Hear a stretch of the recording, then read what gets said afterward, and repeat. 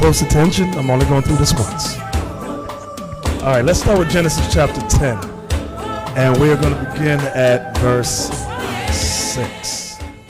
Genesis 10 and verse 6. Wait, before we begin, though, the name Africa. Now, we all know where it originated from. Who can help me here? Aquila. It's a white Roman general named Leo Scipio Africanus. Very good. That's Queen's Camp? He said, Leo Scipius Africanus. Write that down. Now, let me go back to Queen's Camp. Aquila, I'm going back to you now since you answered that question. He became known, his name was put on, I don't want to give the answer. Who did he conquer? He conquered Hannibal. Very good. During what war? You're going good. Not sure. You out of the mud. You're right. You're out of the mud, so you good. He has saved you brothers from Atlantic City over there. He's redeemed y'all. He's helped y'all. I don't know. Solomon in the back. Now you done bought the heavy artillery. The Second Punic Wars. The Second Punic Wars. Punic. Very good. Very good. You brothers write that down. What scripture proves that the white man puts his name, that he names continents after himself, names lands after himself? Jerron got his hand up. Let me hear Jerron. I'm surprised your hand is up. Let's see what you got. You'll go to Psalms 49 and 11. Very good. Write that down. Boom. Psalms 49 verse 11. Isaac, can you read that for us? Psalms 49 verse 11 so we can all be edified. Psalms chapter 49 and verse 11. Their inward thought is that their houses shall continue forever, and their dwelling places to all generations. They call their lands after their own names. So when a white man conquers a land, he puts his name upon the land. That's where the term Africa, the name Africa, came from.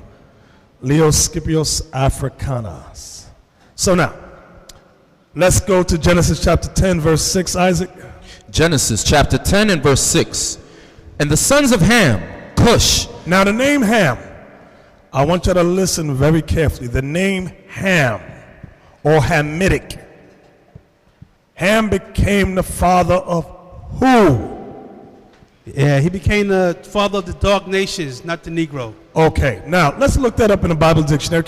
Have a seat already. I'm coming right back to you. I'm not going to forget about you. Go ahead. Ham, the youngest son of Noah, born probably about 96 years before the flood, and one of the 8 persons to live through the flood. He became the progenitor of the dark races, not the Negroes, but the Egyptians, Ethiopians, Libyans, and Canaanites. Okay, now, there's a popular term used amongst Negrodom, a very popular term, and it's called, they say, I'm trying to make sure I don't give you no answers, they say they are Khemetic. Khemetic. Have y'all heard that? K-H-E-M, E-T-I-C, Khemetic. Who can explain that term to me, Khemetic? You will hear many Negroes use this term, many Afrocentric Negroes. All right, Isaac, help the brothers out, please. Let me see if you come. The word Kemet comes from Ham, Chum. That's how it's pronounced. Very Kemet. good. The word Chem is the same as Hum. Or in the Bible, they take off the C pronunciation as Ham or Hem. It's the same word. To say Kemetic is Hamitic. It's the same word. Everybody understand that? Write that down. You'll be at camp and a Negro that thinks he's deep will hit you with that. And you'll be confounded out there. He'll tell you that he'd been over to Egypt twice. No, not yet. Some of y'all don't know what I'm talking about, but Queens know. Now, back to Genesis 10 and 6. Genesis 10 and verse 6. And the sons of Ham, Cush and Mizraim and Phut and Canaan. And the sons of Cush Seba, and Havilah, and Sabtha, and Ramah, and Sabtachah. And the sons of Ramah, Sheba, and Dedan. And Cush begat Nimrod. He began to be a mighty one in the earth. He was a mighty hunter before the Lord. Wherefore it is said, even as Nimrod, the mighty hunter before the Lord. And the beginning of his kingdom was Babel, and Erech, and Akkad, and Calneh, in the land of Shinar. So now, we're going to talk about Nimrod. Nimrod, remember this, was the first African king. He was the first Khemetic king. Watch this. Abiel, go to the article on Easter for me. Easter is a day that is honored by nearly all of contemporary Christianity and is used to celebrate the resurrection of Jesus Christ. Lie. The holiday often involves a church service at sunrise, a feast which includes an Easter, ham, decorated eggs, and stories about rabbits. Those who love truth learn to ask questions, and many questions must be asked regarding the holiday of Easter. Is it truly the day when Jesus rose from the dead? Pan up. Where did all the strange customs come from, which have nothing to do with the resurrection of our Savior? The purpose of this is a tract. Listen good. The purpose of this tract is to help answer those questions and to help those who seek truth to draw their own conclusions. Now, the first thing we must understand in this, professing Christians were not the only ones who celebrate a festival called Easter. Now, listen to this part I wanted y'all to see. See the word Ishtar, or Easter, which is pronounced Easter. Ishtar, or Ishtar, which is pronounced Easter, was a day that commemorated the resurrection of one of their gods that they called Tammuz, who was believed to be the only begotten son of the moon goddess and the sun god. Go ahead. In those ancient times, there was a man named Nimrod, who was the grandson of one of Noah's sons named Ham. You got that? That's what we just read about. Ham had a son named Cush, who married a woman named Semiramis. Cush and Semiramis then had a son named Nimrod. After the death of his father, Nimrod married his own mother and became a powerful king. The Bible tells of this man Nimrod in Genesis 10, 8 through 10, as follows. And Cush begat Nimrod, who began to be a mighty one in the earth. He was a mighty hunter before the Lord. Wherefore it is said, even as Nimrod, the mighty hunter before the Lord. And the beginning of his kingdom was Babel, and Erech, and Akkad, and Calneh, and the land of Shinar. Go down. Nimrod became a god-man to the people, and Semiramis, his wife and mother, became the powerful queen of ancient Babylon. Nimrod was eventually killed by an enemy, and his body was cut in pieces and sent to various parts of his kingdom. Now, this history you can read about in the book, what's the name of that book? It's red and white. The Two Babylons by Alexander Hislop. Alexander Hislop. Write that down. Okay, Semiramis had all of the parts gathered. Let me start above it. I didn't read that. Nimrod was killed by an enemy, and his body was cut in pieces and sent to various parts of his kingdom. Semiramis had all of the parts gathered except for one part that could not be found. That missing part was his reproductive organ, his rod, his penis. Semiramis claimed that Nimrod could not come back to life without it, and told the people of Babylon that Nimrod had ascended to the sun and was now called Baal, the sun god. Queen Semiramis also proclaimed that Baal would be present on earth in the form of a flame, whether candle or lamp, when used in worship. Semiramis was creating a mystery religion, and with the help of Satan, she set herself up as a goddess. Semiramis claimed that she was immaculately conceived. She taught that the moon was a goddess that went through a 28-day cycle and ovulated when full. Come on. She further claimed that she came down from the moon in a giant moon egg that fell into the Euphrates River. This was to have happened at the time of the first full moon after the spring equinox. Semiramis became known as Ishtar, which is pronounced Easter, and her moon egg became known as Easter's egg.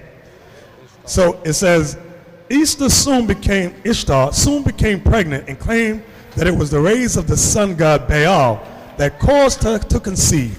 The son that she brought forth was named Tammuz. Tammuz was noted to be especially fond of rabbits, and they became sacred in the ancient religion because Tammuz was believed to be the son of the sun god Baal. Tammuz, like his supposed father, became a hunter. The day came when Tammuz was killed by a wild pig. So now, I want to pause there just for a second. Well, let's go down. Let me for a second. Queen Ishtar told the people that Tammuz was now ascended to his father Baal, and that the two of them would be with the worshippers in the sacred candle or lamp flame as the Father, Son, and Spirit. Notice the three. Ishtar, who was now worshipped as the mother of God and queen of heaven, continued to build her mystery religion. The queen told the worshippers that when Tammuz was killed by the wild pig, some of his blood fell on the stump of an evergreen tree, and the stump grew into a full new tree overnight. This made the evergreen tree sacred by the blood of Tammuz. So she also proclaimed a 40-day period of time of sorrow each year prior to the anniversary of the death of Tammuz. Let's go to Ezekiel chapter 8 now, briefly. Ezekiel chapter 8, verse 14. Y'all listen up now. Ezekiel chapter 8 and verse 15. Then said he unto me, Hast thou seen this, O son of man? Turn thee yet again, and thou shalt see greater abominations than these. And he brought me into the inner court of the Lord's house. And behold, at the door of the temple of the Lord, between the porch and the altar, were about 25 men, with their backs toward the temple of the Lord, and their faces toward the east. And they worshiped the sun toward the east. Jump down to verse 14. That's what I really want. I'm sorry. Verse 14. Then he brought me to the door of the gate of the Lord's house, which was toward the north. And behold, there sat women weeping for Tammuz. So there sat women weeping for Tammuz. This is the only time you read about this name in the Bible. That's why I said there's other history books that you can read about that will explain a lot of this stuff. So the evergreen tree was the tree, or originally it was the palm tree. When we go to Jeremiah 10, let's show you that. Jeremiah 10. Give me that. All of this about Christmas and Easter goes back to the first African empire established, or Khemetic empire, whichever you prefer. Jeremiah 10, verse 1. Hear ye the word which the Lord speaketh unto you, O house of Israel. Thus saith the Lord, learn not the way of the heathen, and be not dismayed at the signs of heaven, for the heathen are dismayed at them. For the customs of the people are vain. For one cutteth a tree out of the forest, the work of the hands of the workmen with the axe. They deck it with silver and with gold. They fasten it with nails and with hammers, that it move not. They are upright as the palm tree. Because according to the Bible, the first tree that they was made, like they said here, the evergreen, but the Bible says it was the palm tree. Go ahead. But speak not. They must needs be born. Meaning they must needs be carried. So all of this goes back to the first African empire that was established. Many of the customs that our mothers and fathers celebrate, America's very crafty and wise in all that they've done to deceive our people. Let's go back to Genesis 10 briefly. And verse 8 again. Genesis 10 and 8. Genesis 10 and verse 8. And Cush begat Nimrod. He began to be a mighty one in the earth. He was a mighty hunter before the Lord. When it says he was a mighty hunter before the Lord, it's referring that he was a hunter of souls. A hunter of souls. This religion that they were establishing, he was bringing all people into it. Go ahead. Wherefore it is said, even as Nimrod the mighty hunter before the Lord, and the beginning of his kingdom was Babel. Babel, that's where you get the term Babylon. Because it was in this kingdom that the Most High, can we get that briefly, Isaac? When the Most High smote the languages in Genesis 11. Let's get that. 11 and 1. Genesis 11 and verse 1. And the whole earth was of one language and of one speech. So back in the past, the entire earth was of one language and one speech. Everybody spoke the same dialect, and they pronounced all the words the same. Go ahead. And it came to pass, as they journeyed from the east, that they found a plain in the land of Shinar, and they dwelt there. And they said one to another, Go to, let us make brick, and burned them thoroughly. And they had brick for stone, and slime had they for mortar. And they said, Go to, let us build us a city and a tower, whose top may reach unto heaven. So like you see here on the picture on the screen, they were attempting to build a tower unto heaven. Okay? Everybody understand that? Remember, this was after what significant event? What had happened? Josiah? The Most High flooded the whole earth, leaving only Noah with his 3 sons and their 3 wives. Exactly. That's what had happened. So now, these cats that we're reading about said, listen, let's get us a name. Let's build a tower up to heaven. Okay? Come on, read that again. And they said, Go to, let us build us a city and a tower, whose top may reach unto heaven. And let us make us a name, lest we be scattered abroad upon the face of the whole earth. And the Lord came down to see the city and the tower, which the children of men builded. So you got to remember it said Nimrod was a hunter of men. Remember, am I quoting it right? Did it say hunter of what? A great hunter? So now, the souls he was hunting, the people was the souls of men. He was unifying them as one. Why? What was the purpose? To overthrow the one true God. Go ahead. Verse 6. And the Lord said, Behold, the people is one, and they have all one language. And this they begin to do. And now nothing will be restrained from them, which they have imagined to do.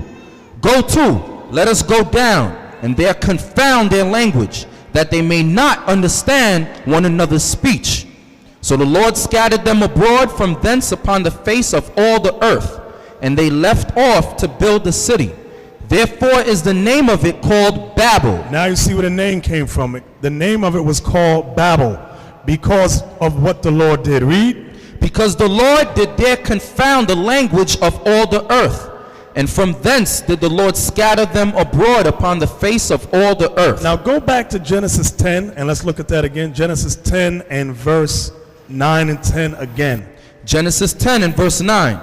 He was a mighty hunter before the Lord. Wherefore it is said, even as Nimrod the mighty hunter before the Lord. And the beginning of his kingdom was Babel. So that's how you know that it was Nimrod that was setting and establishing this act of rebellion against the one true God. And the Most High didn't like that thing because he knew the intent of the heart was to what? Reach up to heaven to overthrow him. Not that they would have ever reached there. But he said, you know what? Just the thought of rebellion, I'm going to confound their languages. And that's what he did, confounded all their languages. Now, go to the next thing of Hammurabi. I went to King, not that one, the next one. They're right there, Hammurabi. Some of y'all on the street teaching, you may hear a Khemetic Negro yell out the name Hammurabi. I'm going to briefly read it. I'm not going to go through the whole thing. It says Hammurabi, Akkadian from Amorite, meaning the kinsman is a healer. I'm going to jump down. Okay, it says, was the 6th king of Babylon, that is of the first Babylonian dynasty. So it's not referring to the Babylonian dynasty that you read about in Daniel, okay? It's talking about the first dynasty that we're reading about in Genesis. Right, often called, what did you say? Neo-Babylonian Empire. Neo-Babylonian Empire is called. All right, was the 6th king of Babylon, that is the first Babylonian dynasty. That's what we're reading about in Genesis 10. Now, go to Hammurabi's code, the next one. Now, when you read about the Hammurabi code, it says the code of Hammurabi is a well-preserved Babylonian law code dating back to about 1772 BC. Be very, give me the word, skeptical about these dates. It is one of the oldest deciphered writings of significant length in the world. The 6th Babylonian king, Hammurabi, enacted the code, and partial copies exist on a human-sized stone stele and various clay tablets. The code consists of 282 laws with scaled punishments adjusting an eye for an eye, tooth for a tooth, as graded depending on social status of slave versus free man. Alrighty then, from there, let's go from there. I'm going to jump to the next African empire. Let's go to Psalms 105. Psalms 105. You'll hear the Hammurabi Code, my brother. That's where Moses and all that got. No, there was laws already established that our forefathers kept. Remember, it said, and God breathed life into man. From the top, give me that. Let's get that real quick. Genesis 2 and 7. Because people try to be Negroes. I'll say Negroes try to be clever. Give me that in Genesis 2 and 7. Genesis 2 and verse 7. And the Lord God formed man of the dust of the ground, and breathed into his nostrils the breath of life. And breathed into his nostrils the breath of life. What is that talking about? Only Reuben's hand is up. Uriel.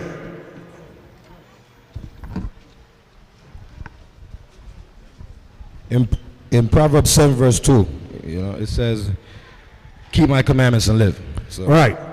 Keep my commandments and live. Write that precept down. Proverbs 7 verse 2. Keep my commandments and live. So the breath of life is referring to God breathed the law and understanding into Adam. Okay? That's what happened. Now, let's go from there. Where did I say go? Psalms 105. 105 and verse 17. Psalms 105 and verse 17. Now this goes into the history of when Joseph was sold into Egypt. His brother sold him to some Ishmaelites who sold him to the Hamites in Egypt. Come on. He sent a man before them, even Joseph, who was sold for a servant, whose feet they hurt with fetters. He was laid in iron until the time that his word came. The word of the Lord tried him. The king sent and loosed him, even the ruler of the people, and let him go free. Right, because remember, Joseph was in jail for the accusation Potiphar's wife made against him. The false accusation that he attempted to rape her. And Potiphar put him in jail for many, many years. Okay, read that again. Verse 20. The king sent and loosed him. So there came a time when this king sent and loosed Joseph from jail.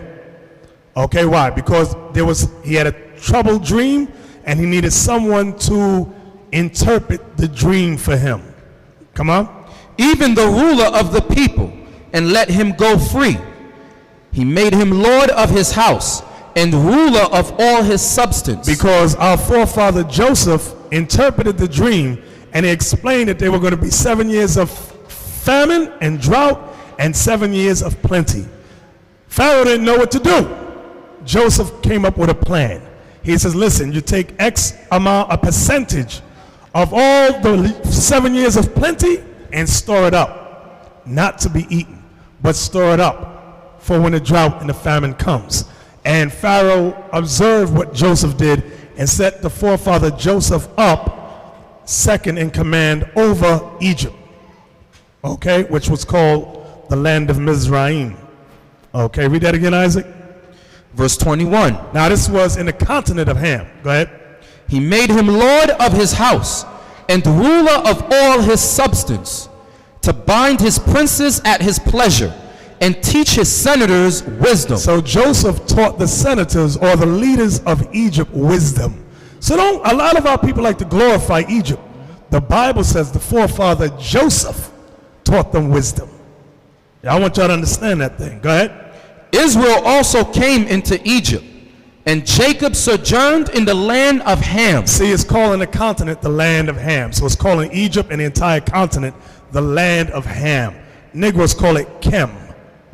Khem. Can we go to one of the, in this book called what's the name of this book? The World of the Bible, by Educational Heritage Incorporated. Oh, look, in Yonkers, New York. It says Yonkers, New York, Philadelphia, Chicago, Los Angeles. So now, Aymar.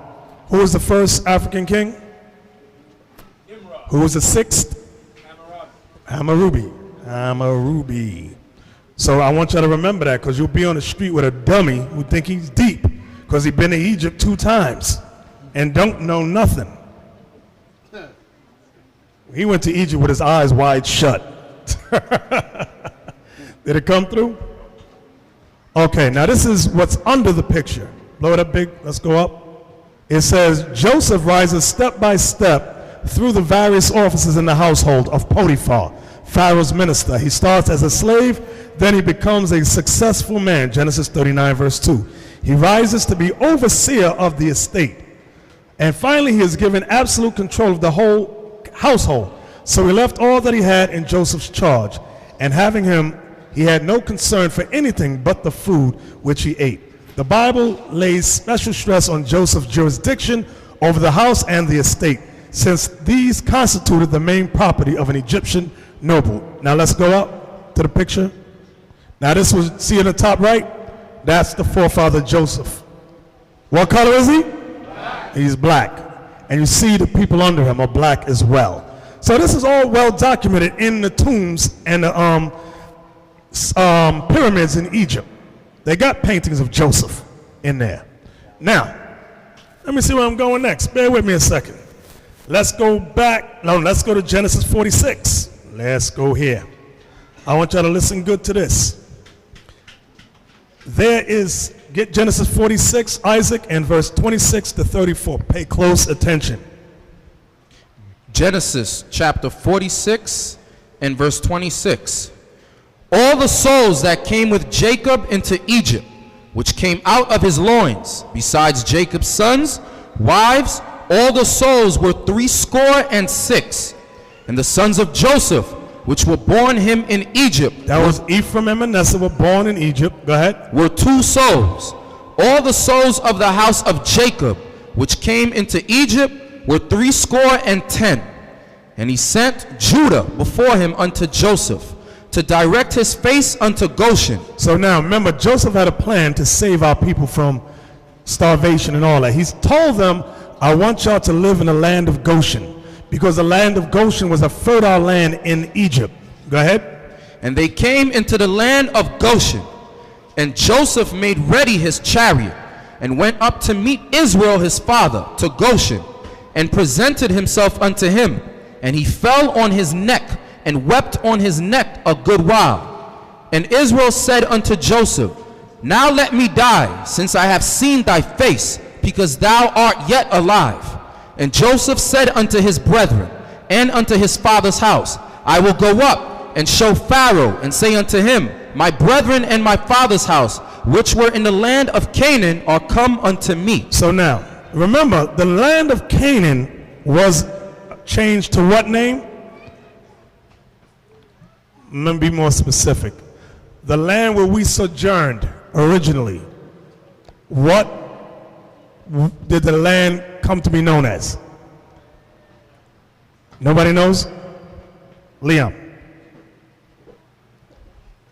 Became Israel. Right, became Israel. The reason I want y'all to see that is because you'll get some blacks that'll say that Israel is in Africa. It's not in Africa, but it was called the land of Canaan. That's the confusion they got in their heads. Okay, read that again, Isaac. Verse 31. And Joseph said unto his brethren and unto his father's house, I will go up and show Pharaoh, and say unto him, My brethren and my father's house, which were in the land of Canaan, are come unto me. The men are shepherds, for their trade Now I want y'all to listen good to this. This is what I wanted to get to. Read that again, Isaac. What verse is that? Verse 32. Listen good. And the men are shepherds, for their trade hath been to feed cattle. And they have brought their flocks and their herds and all that they have. And it shall come to pass, when Pharaoh shall call you and shall say, What is your occupation? That you shall say, Thy servant's trade hath been about cattle from our youth even until now, both we and also our fathers, that ye may dwell in the land of Goshen.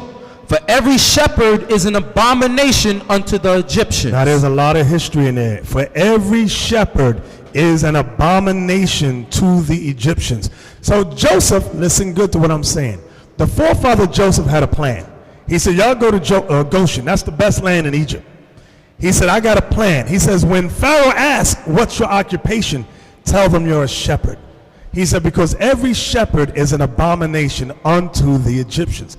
The Egyptians hated shepherds. That goes back to a history called the Hyksos period. Okay. Right here it says, I have it underlined in blue. Now this is in a book, where's that book? Entitled Ancient Egypt. This is put out by Time Life Books, one of the largest book companies in the earth. Okay? I'm gonna read exactly what it says. Now what page is that? So those of you online, you might have this book. You can order it. Bear with me. So y'all see that we're bringing out the facts concerning the Bible. All of this information is heavy information. There's no need for our people to continue to be mixed up and confused and crazy. Okay, because now you're getting the straight up history. You ain't got to pretend to be a traveler in Egypt. Brothers going over to Egypt and come back dumb as hell. Now you're going to get the real truth here. Come exactly. This is page 54, so write that down if you order this book. It says the first of the great pharaohs of the new kingdom, remember that term, new kingdom, was Amos the first, who expelled the Hyksos and restored to Egypt the boundaries it held in the old kingdom. So now, see the term Hyksos there. When you look it up, Hyksos they have two meanings in many books. One meaning means shepherd kings, another meaning means foreign rulers. The Hyksos were shepherds. They decimated Egypt and conquered it. You got some people that say the Israelites were Hyksos. I'm gonna see who's thinking, you brothers that teach on the street. And a knucklehead Negro will jump up and say the Israelites were the Hyksos. Is that true? The shepherd kings. Listen to the meaning. The shepherd kings. Joel. It's impossible because Joseph wasn't yet brought into the land. The Hyksos was conquered ancient Egypt before Joseph even came into the land. Very good. The majority of the Israelites are still in the land of Canaan. Very good. I hope you heard what he said. Joseph came into the land. Wait, stand up, Joel. I'm going to ask you a question. Because somebody might say, some books say that Joseph came after the Hyksos or during the Hyksos period. How do we prove that both of those statements are wrong? And Joseph came before?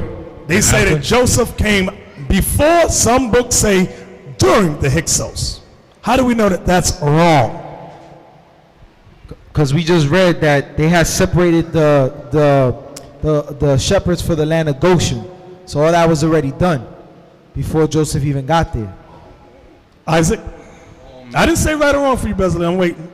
Verse 34 says that for every shepherd is an abomination unto the Egyptians. That's the answer right there. Remember, Hyksos means shepherd kings. Why were they an abomination? Because they came before Joseph. How did Joseph know their history? Because it was before him. That's why he told his fathers and them, say that y'all shepherds. Because the Hyksos came prior. Now, somebody might say the Israelites were the Hyksos. Israelites were not. Get Genesis 15:13, please. Israel was not the shepherd kings. Here's the proof. Some books say, that's why you got to be careful with these books. If it don't filter through the Bible, it's garbage. Genesis 15:13. Genesis 15 and verse 13. And he said unto Abram, know of a surety that thy seed shall be a stranger in a land that is not theirs, and shall serve them, and they shall afflict them 400 years. Did it say that we should be kings? And they shall afflict them 400 years. We were slaves in Egypt for 400 years. We were slaves in Egypt, in Africa, for 400 years. We were never the kings in there. Never. I hope y'all understand it, because a Negro is dumb. One of those Khemitites, what's the name of that movie they got? Color.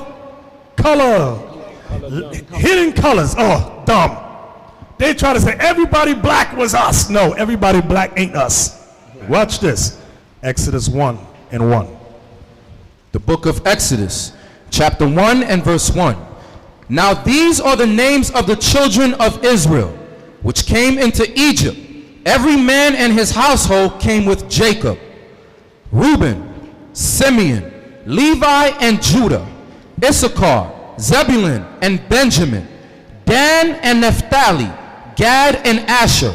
And all the souls that came out of the loins of Jacob were 70 souls. For Joseph was in Egypt already. And Joseph died, and all his brethren, and all that generation. And the children of Israel were fruitful, and increased abundantly, and multiplied, and waxed exceeding mighty, and the land was filled with them. Now there arose up a new king over Egypt, which knew not Joseph. There arose a new king over Egypt, which knew not Joseph. Abiel, go back to that last one with the blue coloring that I had. Okay, right there. The first of the great pharaohs of the new kingdom was Amos the first, who expelled the Hyksos and restored Egypt the boundaries they had held in the old kingdom. Amenhotep the first, his son, extended the boundary farther south, and he started the country on an era of prosperity that would last for 150 years. Thutmose the first, the third pharaoh of the dynasty, pushed the frontiers farther still, south beyond the fourth cataract and northeast to Palestine and Syria. Now, okay. Now you see this dynasty, 18th dynasty. Let's see the names. This family line, this is one whole family here, and they left a lot of names out. But when you look up the 18th dynasty, it gives you more names. But these were the family that knew not Joseph. You got Thutmose III, Hatshepsut. Hatshepsut was the first female pharaoh. You got Amenhotep III. You got Akhenaten.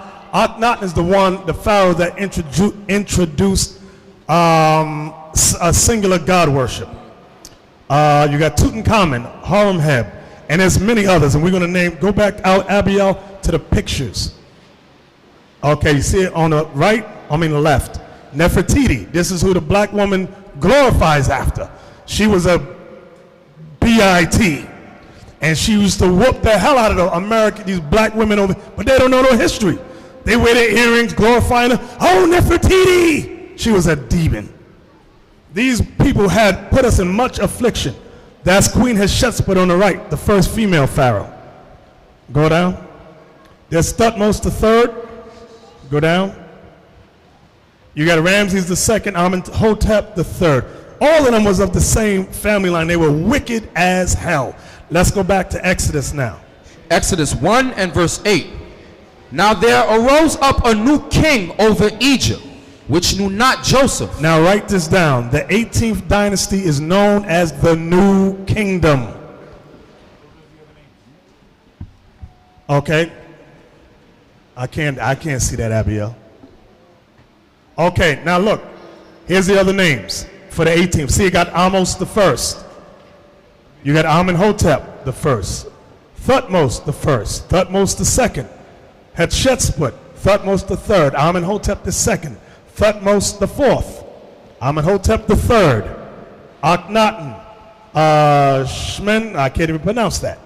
The next one I can't pronounce either. Tutankhamun, that's King Tut, the boy king. That old King Tut king is that little boy demon. That's what he was. Horemheb, was that it?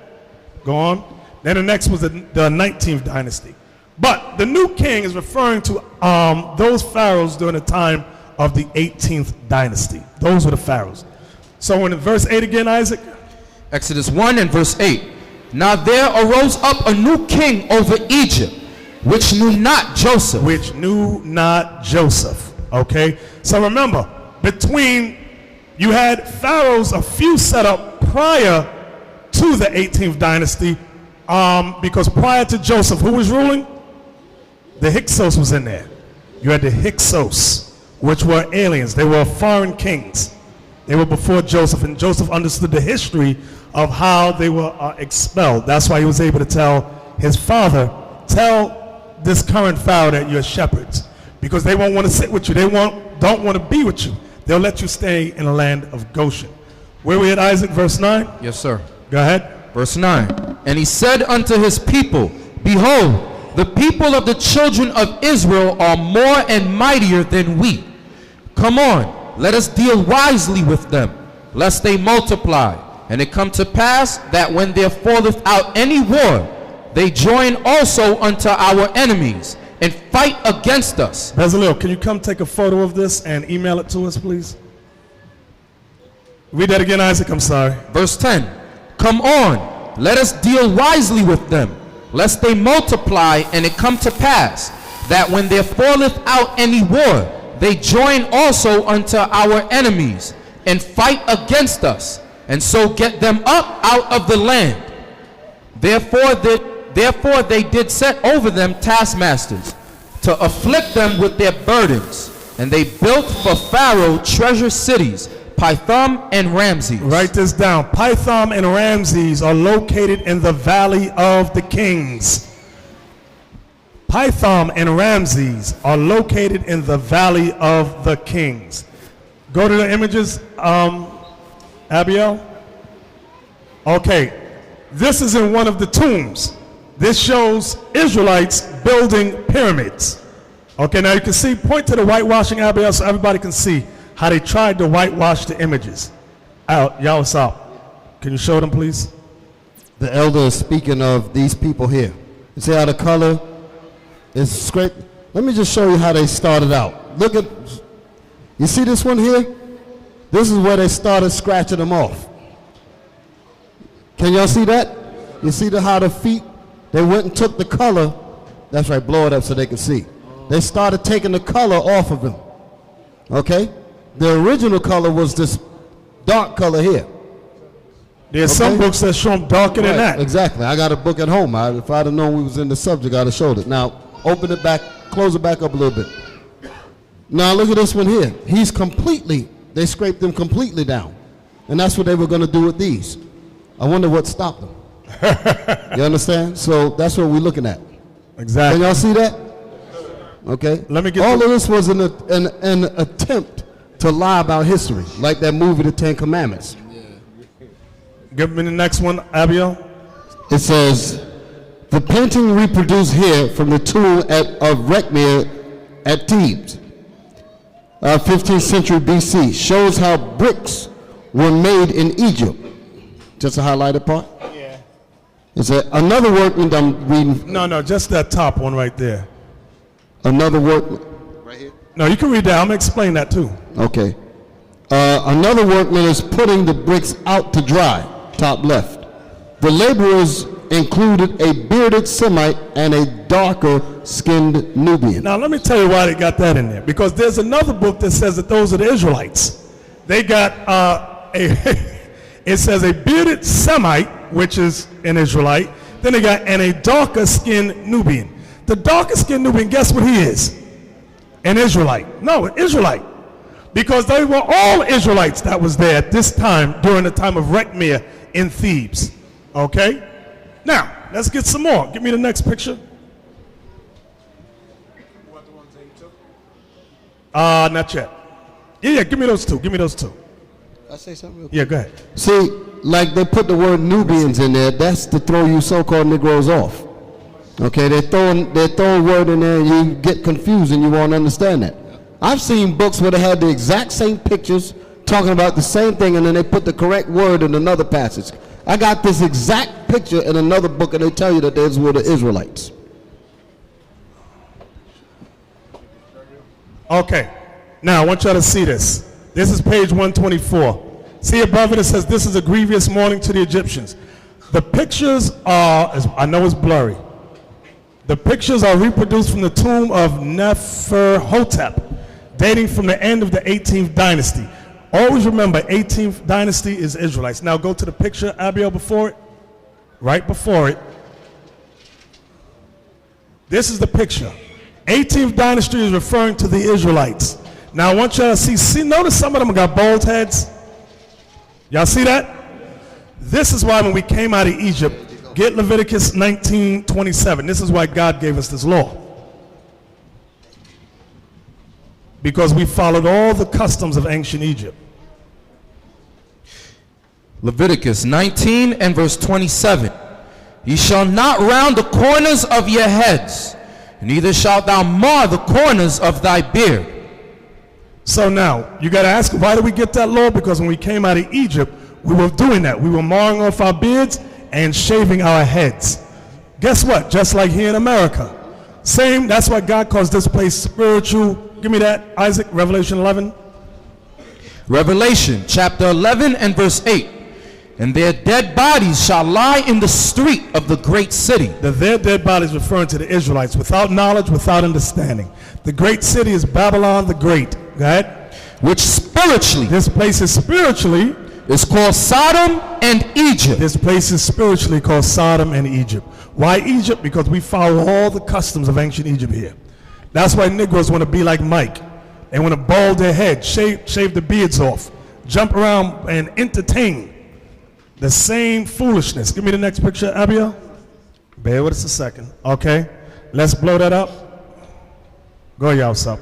Well, I'll just read it. This right here is showing you about the Israelites that was in Egypt.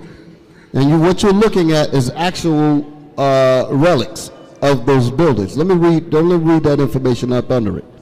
Then we'll talk about the picture for a moment. It says, the thousands of war captives who were transformed into slaves made it possible for the Egyptian kings to implement their feats of engineering. Chained captives are shown in these painted clay facing plaques from a building erected by Ramses II. We just got through reading about Ramses II, and the elder was showing y'all the dynasties. So who were the chained captives that was under Ramses? We were just reading that in the Bible. Israelites. So go back to the picture. That's not a Nubian there, so you can understand. That's an Israelite. And look at the color. Look at the lips. Look at the color of the face as compared to the garment. So don't tell me they didn't have color. I need y'all to see this. Can y'all see that? Okay, so this is not a comic book that we're showing you. This is the real deal. Okay, erected by Ramses II, meaning in slavery. Because can you see the yoke of iron on their neck? Go back at it again. Look at that iron collar that's on their neck. That's the same type of yoke of iron that America put on us here. Very similar. There you go. Right there. There you go. How you like that? So we're reading about ancient Egypt, and this is the spiritual Egypt. Can we show look you at the ancient same Egypt exact one again and look at them together, Abiel? Can we do that? That's why God said this place is spiritually called Sodom and Egypt. It's the same type of yokes of iron with the hooks at the end. Abiel, point to the hooks on that one. No, not that one. The other one. No, up. Look at the hook. What, you thought that was a flower? That was hooks. Okay, now the wording was talking about both pictures, but I just want y'all to take a good look at the pictures so that you can see that these were the Israelites. This were not Nubians. That's why we're reading here in Exodus. It's telling you what it's talking about. It's telling you that these were the Israelites. The Egyptians made the children of Israel serve with rigor. Mm-hmm. Okay, that's what you're looking at. You see the yoke, another yoke of iron on her neck. Look at the garment as compared to the face. Can y'all see this? Okay. All right, Elder, you can take it back. So now, Isaac, now what I want you to remember from the 18th, Abiel, go back. Wait a minute. Yeah, you can read it. Let's read it. I think it says the 19th. Yeah, it does right there. Read that right. Blow it up big, the words. I'm going to read it. Let me read it again. The thousands of war captives, now we found out who are the war captives, right? It says the thousands of war captives, Israelites, who were transformed into slaves, made it possible for the Egyptian kings to implement their feats of engineering. Chained captives, that's the pictures that we were looking at earlier. Okay, so like the elder said, those were not flowers. Those were chained iron collars, so you can understand.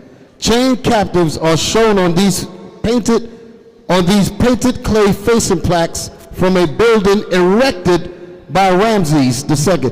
Did Ramses actually do the work of erecting the building? No, because that's what you just read here. He said, and they built for Pharaoh treasure cities, Pithom and Ramses. Okay, so the Israelites built that. So that's what you're looking at. These are the people that built it. It says, chained captives are shown on these painted clay facing plaques from a building erected by Ramses II in honor of the king's brave warriors from the period of the 19th dynasty, the Louvre, Paris. So now let's look at the 19th dynasty. Abiel, go back to the picture that I showed King Tut, the boy king. Right there. Click that right there. So now, go up. 18th dynasty, you see some of those names. Now you see 19th dynasty. Notice it says Seti the first and Ramses the second. Right there. Ramses the second is where we made our exodus from. So all prior to that is when we was in captivity under Egypt. Everybody understand that? All right. God just point out Yeah, somewhere of in my course, book go out. So now, to the amazement of the Negro, this is in a book entitled Jewish Civilization. Did y'all hear what I said? I said this is in a book entitled Jewish Civilization. And what pictures do we find in there? Black people. Okay, but a so-called Negro don't know nothing about a book like this.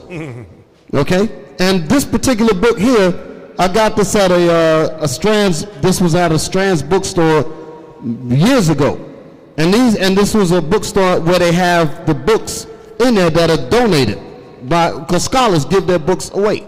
They send them, they give them to these bookstores, and then the different scholars go back and forwards and pass these books back and forwards among each other. But in that class that we did called iconoclasm, remember that, Aitha? You remember that, right? The iconoclasm, going many days without an image. That class, we went into detail on how these scholars have these books locked up in their leading universities, talking about you, and they pass these books backwards and forwards because they themselves have to know what not to teach you. So they know the history. Exactly. Now, in Babylon the Timbuktu, what page were that on? This is page 64 by Rudolph R. Windsor. Now, in this book, I've read it. Rudolph do not take everything he says in his book for granted. I mean, not for granted, for gospel.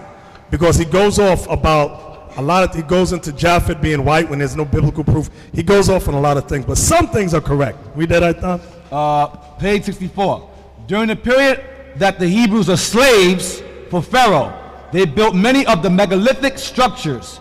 The Hebrews erected some pyramids. Notice it says the Hebrews erected some pyramids. Israel did not build all the pyramids. That's why I said specifically the Valley of the Kings, 18th dynasty, beginning of 19th dynasty. You got to remember that. Because if you say the Israelites built all the pyramids, somebody's going to prove you wrong. Because there were pharaohs set up way before that had pyramids. Read that again, Aithan? For Pharaoh, they built many of the megalithic structures. The Hebrews erected some pyramids. They dug a great many channels for the river. They built walls for the cities, like here in America, Wall Street. They built walls for the cities and ramparts. They constructed the halls at Karnak for Thutmose I. They built temple pylons, hypostyle halls, and an obelisk for Amenhotep III. By the edict of Ramses II, they constructed at Thebes the temple of the Ramesseum with its colossal statues of himself. And they built the treasure cities of Pithom and Ramses. Right. Let's look at the treasure city of Ramses. Did I send y'all that picture? Let me look. I hope I did. There's one more. Go through it. Go back to the little. No, it ain't even there. Find me that, please. I thought I sent it. Huh? You go ahead. This is page 69. Ramses II is also known for his national public work projects because these projects required the forced labor of thousands of Hebrew slaves. He is known as the Pharaoh of the oppression. That's it. Go ahead, read it again, I'm sorry. Okay, Ramses II is page 69. Ramses II is also known for his national public work projects because these projects required the forced labor of thousands of Hebrew slaves. He is known as the Pharaoh of the oppression. Okay, here's one of the treasured cities of Pithom and Ramses. That's one right there. All right, go to the next picture, Abiel. This is what the Israelites built. See the face right there? See the face right there? Blow that one up. That's an image of them. Okay, Israel did that. We had to carve these images. Right here, it says it right here. Right. It says the black Jews constructed the treasure cities Pithom and Ramses. Ramses developed the Nile Delta and had the slaves build Egypt's megaliths. The colonnade at Luxor and its gigantic pylon, in front of which he placed 6 colossal statues of himself. Right there. There's another one right there. Israel did this. That's why you got to know the Pharaoh and know the dynasty. Find out what dynasty. If it's 18th and 19th, that's us. We did that. Read that again, I thought. I'm sorry. Yeah. The black Jews constructed the treasure cities, Pithom and Ramses. Ramses developed the Nile Delta and had the slaves build Egypt's megaliths. The colonnade at Luxor and its gigantic pylon, in front of which he placed 6 colossal statues of himself. That's one of the 6 colossal statues right there on the left. This is what the Israelites were forced to build. Each of these statues was almost 60 feet high. Y'all see that? Damn. Okay. This is King Tut. This is a painting of King Tut. Okay? Do y'all see the people behind him marching? Those are the Israelites. That's why you got to know, like I said before, the dynasties. Because you look at it, oh, those are all Egyptians. No, they're not. Even the people with fanning the Pharaoh. See the bottom, the 2 black ones? That's Israel too. Fanning him. All of them people marching behind him with horns or whatever, Israel. Okay? Wait, let me look at it. Make sure I ain't saying it wrong. Let me see what they're holding. Abiel, tell me what they're holding in their hand. I can't see. Are those weapons? If those are weapons, no, those are not Israelites. Those are weapons and swords. So Israel is right there. Wait, let me go over there. I got to go over there. Here's the fans. Those are fans in their hand. Real high up. Give me your mic. All right. Here. Can y'all hear me? All right. Here's King Tut. Go back. Move over. So you're looking at this. These are weapons here. So seeing the weapons, we wasn't going to war with Pharaoh. The chariots, that wasn't us. Here, this is not us. So when you look at this, you go, 18th dynasty, where the Israelites at? Oh, look, the slaves. The slaves, the 2 little black ones, that's Israel here. Not these ones in the chariots or with the weapons. Black ones. Them 2 ones burnt in the furnace right there. Yep. That's them. That's Israel right there, them 2. But you got to know the dynasties and where we were at. Wearing damn dresses. So I give us pants. Look at their dresses. Exodus. Yeah, I'm gonna read it. That's why they gave us pants. See, there was a men wearing loincloths. So everything was hanging. He said, you don't wear some pants. Moses said, nah, I want to see that. Y'all don't wear some pants. Get that scripture. Exodus. Come on. Exodus. Tell have Isaac get it. Isaac. Exodus 28, and you know I want. 42. Exodus chapter 28, verse 42. And thou shalt make them linen breeches to cover their nakedness. From the loins even unto the thighs they shall reach. Because in Egypt, the men didn't wear that. They wore loincloths. That's what they wore. So he said, the Most High said, no more of that, you're going to put on pants. You're going to wear pants, breeches from now on. Now you're trying to bring it back now. Egypt again. You got men wearing skirts all over again here in America. You're trying to push that nonsense. Spiritual Egypt once again. Go ahead. And they shall be upon Aaron and upon his sons. The men, the males, not the women, not the daughters. Go ahead. When they come in unto the tabernacle of the congregation, or when they come near unto the altar to minister in the holy place. They were standing at a high altar where everyone could see, everyone's looking under them. Go ahead.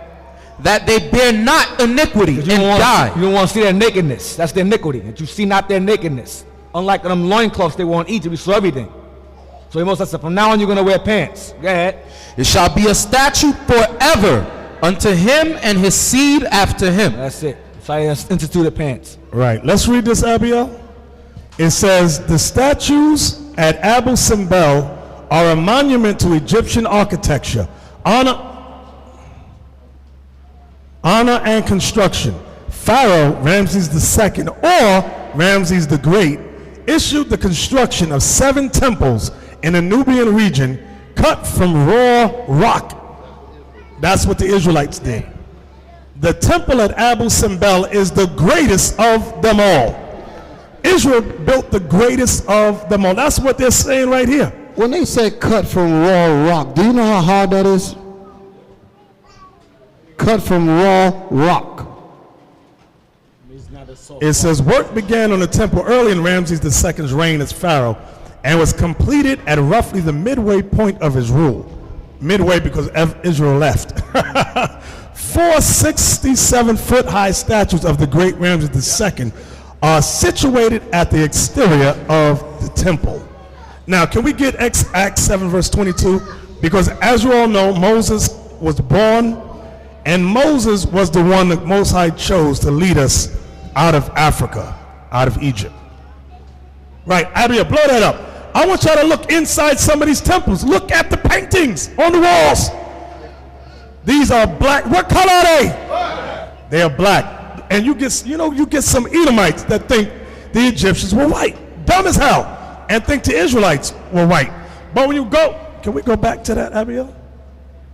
But when you go in there, like the Negro that said he went there twice, he did admit that they were all black.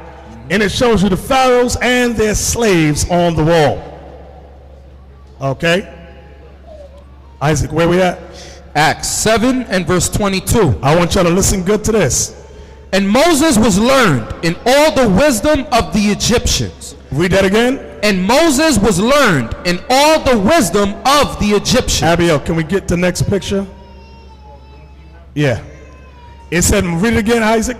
And Moses was learned in all the wisdom of the Egyptians, and was mighty in words and in deeds. Right. Yes. And when he was I said, now, this is from the book Babylon of Timbuktu. Now, see where it says we? I'm going to start there. It says, we must remember that Egypt possessed institutions of higher learning, and that Pharaoh's palace and temple was the chief center of the educated class. Read that again, Isaac. Verse 22. And Moses was learned in all the wisdom of the Egyptians. It says Moses was exposed to the best Egypt had to afford. Those who think Moses was just an ignorant religious leader are quite wrong. Moses knew the political, social, and natural sciences of Egypt. He learned the religious system, the political system, mathematics, geometry, biology, chemistry, anatomy, foreign languages, law, engineering, and military tactics. That's who Moses was. Read that again, Isaac. Acts 7 verse 22. And Moses was learned in all the wisdom of the Egyptians. So y'all see where the forefather Moses come from. He didn't come from a low life. He came from a prestigious life. Yes. What page was that? Let me look at it. I didn't type it in there. What page is that, Ithon? Bear with us a second. Bear with me. Oh, it's page 67 in From Babylon to Timbuktu. Page 67. Now, yes. So, Elder, Moses didn't hang out in his mom's basement? No, he didn't hang out in his mama's basement. Not at all, not at all. Isaac, read that verse again. Acts 7 verse 22. And Moses was learned in all the wisdom of the Egyptians, and was mighty in words and in deeds. Now notice it said foreign languages there, right? And there it said he was mighty in words. Can you give me that scripture where it says Moses said he was not of good of tongue? That one. Because you get these dummies that say Moses had a stutter. Moses did not study. It said he was mighty in words. Now we're going to get to understanding on this verse. Exodus 4. Exodus 4:10. Give me that, Isaac. The book of Exodus, chapter 4 and verse 10. Remember, he was raised in the house of Pharaoh. When the Pharaohs conquered people, Moses was sent to concourse with them. Watch this. Read that. And Moses said unto the Lord, O my Lord, I am not eloquent, neither heretofore, nor since thou hast spoken unto thy servant, but I am slow of speech. I am slow of speech. And of a slow tongue. And of a slow tongue. Was that it? Yep, that's it on verse. So what was he making reference to? What was Moses making reference to, Joel? Moses was raised in the house of Pharaoh mainly, so he wasn't eloquent in the Hebrew. Exactly. That's why Aaron was sent with him. Okay? So, you had your hand up about something else? Okay, last scripture. Get me Hebrews 11, I think, about Moses. Right? He was 12. One of those two. 11. Yeah, about Moses refused. Hebrews 11, verse 24. By faith, Moses, when he was come to years, refused to be called the son of Pharaoh's daughter. So that's what Moses did when he repented of his sins. He refused to be called an African prince. To be called Pharaoh's son, Pharaoh's daughter's son, you know what kind of prestige you got? What kind of popularity, fame, and fortune? Moses gave all that up. Go ahead. Choosing rather to suffer affliction with the people of God than to enjoy the pleasures of sin for a season. Y'all see how our forefather Moses got down? He said, you know what? Egypt's going to be destroyed. I better get with the winning side with the Most High and my people of Israel. That's what Moses did. That's what we got to do too. That's a message for today, because our people, right, look at that picture right there. They got no photos inside the temple. They don't want people to take pictures up in there. Now, when you look at the movie, The 10 Commandments by Cecil B. DeMille, he used the actual artifacts in the movie. Just put your movie thing on pause and look in the backgrounds. You see Israelites black, Moses black, you see all the pharaohs black. That's what you see.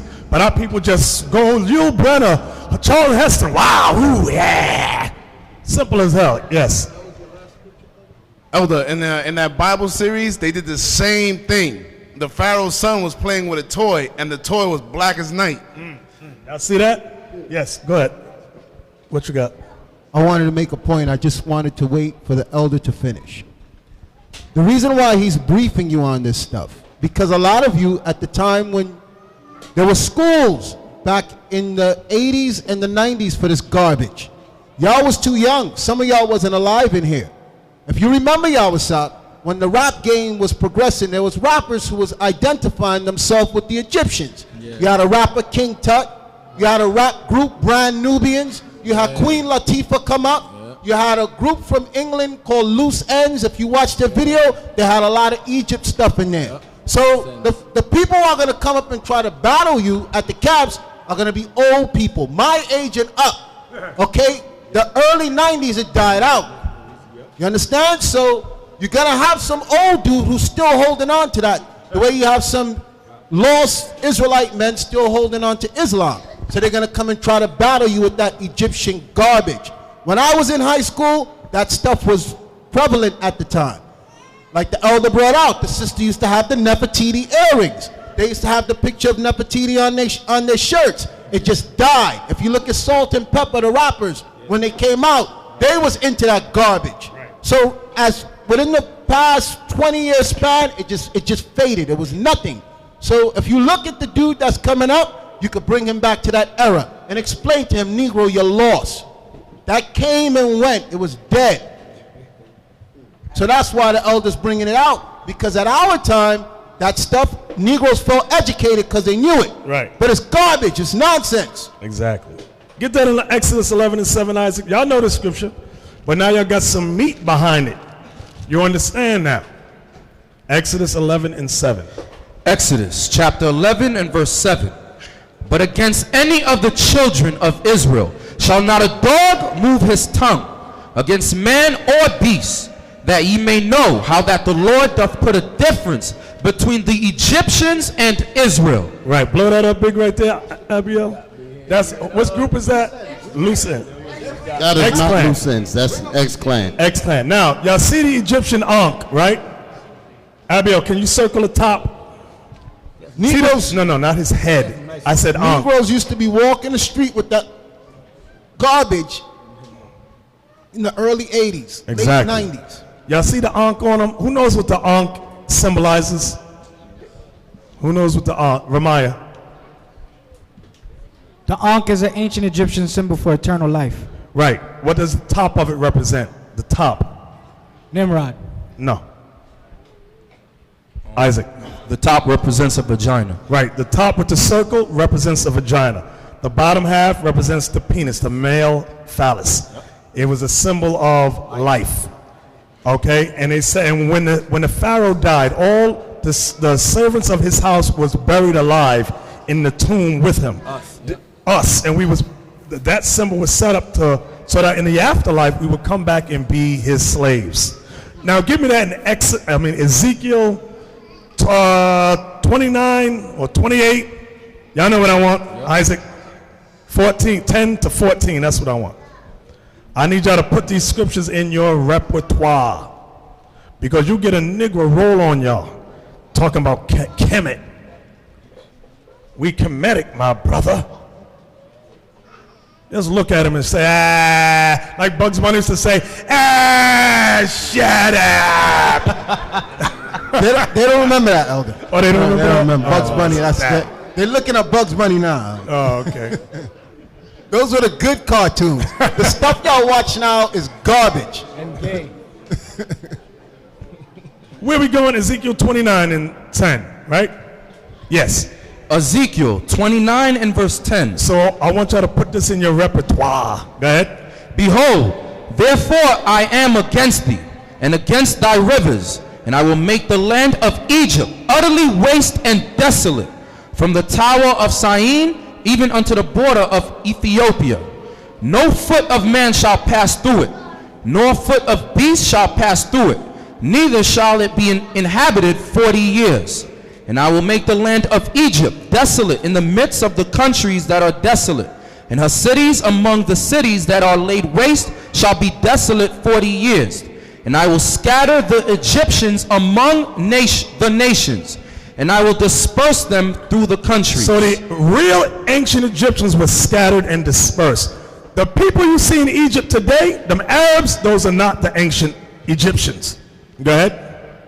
Yet thus saith the Lord God, at the end of 40 years will I gather the Egyptians from the people whither they were scattered. So yeah, they came back. The real Egyptians, those Sudanese, the Watusis, they came back, but they didn't go back to that land because our Arabs was whooping their behind. Go ahead. And I will bring again the captivity of Egypt, and will cause them to return into the land of Pathros, into the land of their habitation. Here it come. And they shall be there a base kingdom. You see what God said about Egypt? It shall be there a base kingdom. So what you're trying to glorify Egypt for? It's God said it's a base kingdom, meaning the lowest of all kingdoms. You got Negroes talking about kingdom. Imhotep, my brother. My mother, my godmother always, what's that she always says? Hotep. Hotep. Shalom. You know the reason why a Negro would try to attach themselves to Egyptian and all that stuff? Because he doesn't know who he is. Right. Read verse 15 That's for what them, the problem Isaac. is. Watch this. Verse 15. This is to get to the point you want to hit them with. Verse 15. It shall be the basis of the kingdoms, neither shall it exalt itself any more above the nations. For I will diminish them, that they shall no more rule over the nations. You see what God said, prophesied about Egypt? He made them the lowest of all kingdoms. And he prophesied they would never rule over the nations ever again. But Negroes, like you were saying, they try to hold on to something they have no understanding about. The Most High said, you're the Israelites. And he said he set us above the nations. Okay. Was there anything I wanted to bring out? I'm going to end it there. Any questions? Yes.